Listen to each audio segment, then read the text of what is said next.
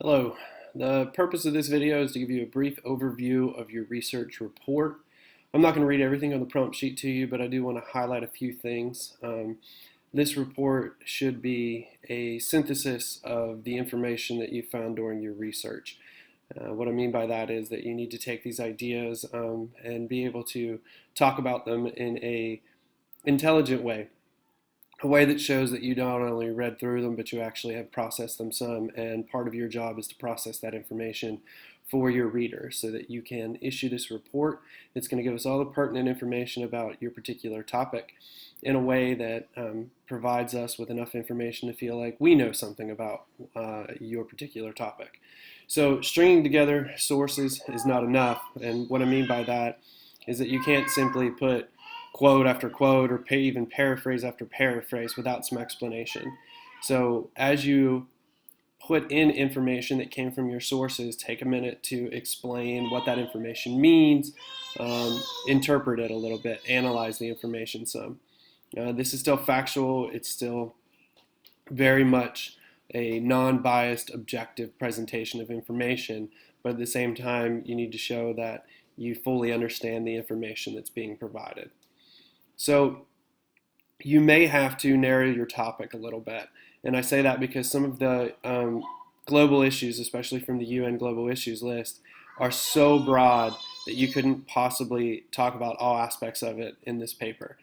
So for this report, you may want to focus in on a specific geographical area in which it's an issue. You may want to focus on just kind of one aspect of it, a subtopic, if you will, within that broader issue.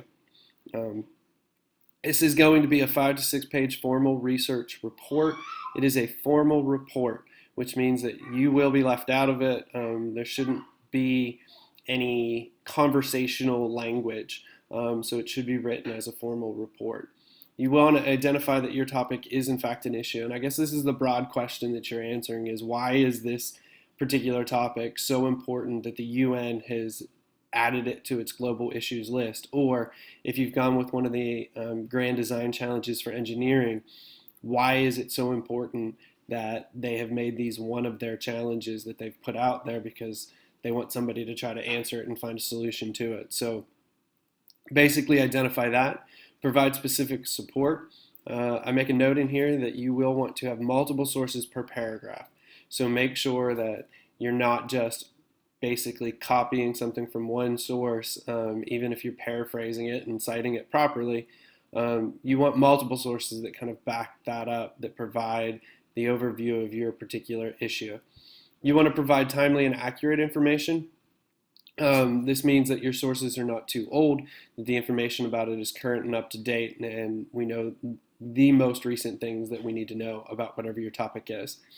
I've given you a list of things to address in here, and you can manipulate these a little bit depending on your topic. They may not fit everybody perfectly, but it gives you some idea. So, thinking about what specifically is this issue, what is your topic that you're going to be talking about, where is the issue most prominent, where your report itself will focus, when the issue began if it's known, or when it became a priority, why it's a topic worth exploring, why the reader needs to be concerned, who is primarily affected by it, who, if anyone, is doing something about it. And you may touch briefly on how this became an issue. Remember, your next paper is really going to delve more deeply into the how and the cause of this particular issue. Some basic requirements. MLA formatting, be sure to watch that formatting video to make sure that you don't have point after spacing or anything weird in your formatting.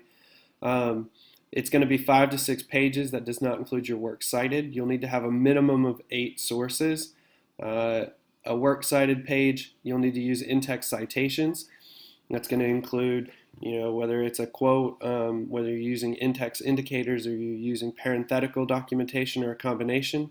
I should very easily be able to go from a piece of information in your text and find the corresponding works cited on your works cited page. So go back and review the MLA materials, the stuff that is in your textbook, as well as in the folder under the resources tab. You'll find a whole folder full of MLA stuff that talks about in-text citations and how to do them properly. It should be a 12-point font, standard margins all the way around. If you have any questions, comments, concerns, please email me. I do respond fairly promptly when I can to email.